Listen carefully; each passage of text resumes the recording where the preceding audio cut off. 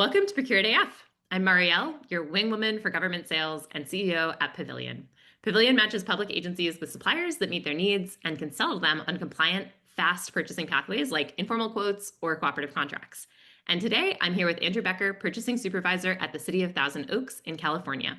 We're talking about something that confuses a lot of suppliers: centralized versus decentralized procurement. Let's help clear it up. Can you start with the basics? What's the difference between centralized and decentralized procurement?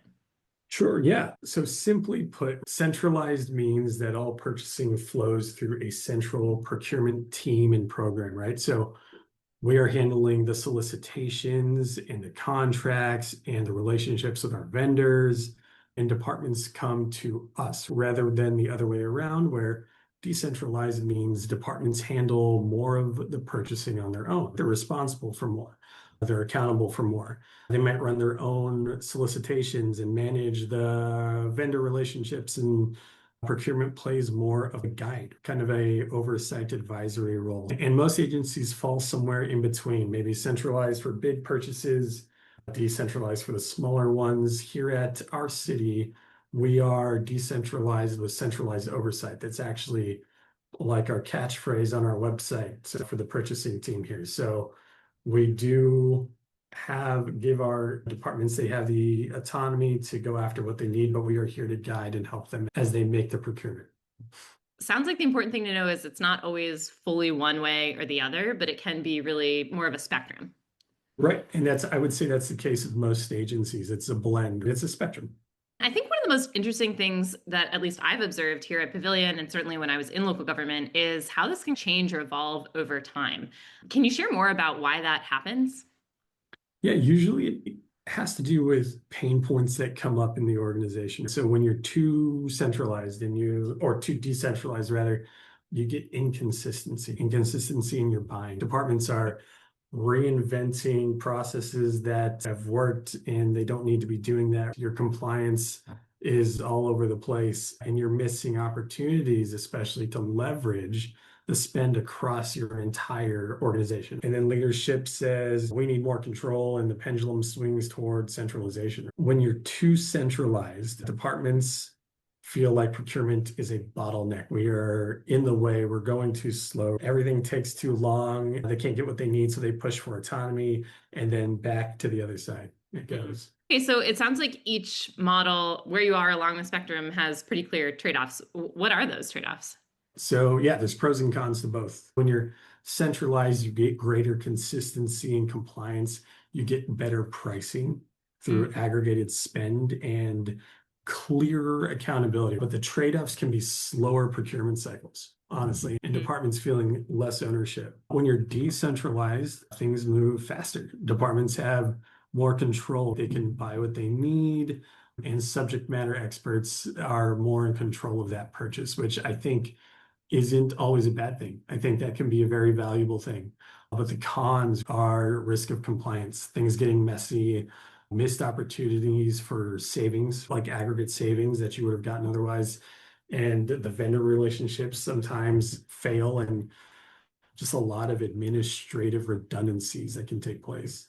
Sounds like the same way I continue to fight with my husband time and time again over the same thing. No perfect answer, no perfect resolution, just trade-offs that you're choosing to live with. Just trade-offs. So if you're a supplier that's trying to sell to a government agency, how can you even tell if an agency is centralized or decentralized, and who you should talk to? Yeah, so I would say first do your research on that organization, find out on their website how they function. So just do your homework, and that'll tell you a lot about how centralized they are. Okay, and then once you know, how should you adjust? So if they're centralized, start that relationship with your procurement professional at that organization. That means a lot because very much so we are the gatekeepers of the procurements that are going out the door. And we can be your advocates. And I think you like to say wing men or wing women. And you just have to build that relationship and rapport with us. And if you do that and you understand our approaches and you're responsive when we reach out, it's going to make for a better relationship. So decentralized, build a relationship with the departments, those end users, those stakeholders. They are making important buying decisions based on the needs that they have at the time. So reach out to them. But this is the important part. Don't ignore that purchasing team completely, because we are still there and we're there for a very important reason. Even in a decentralized environment, we are looking over, making sure things are working the way they're supposed to for the best interest of our agency. So we still have influence. We're still overseeing compliance, especially on those bigger purchases and compliance matters.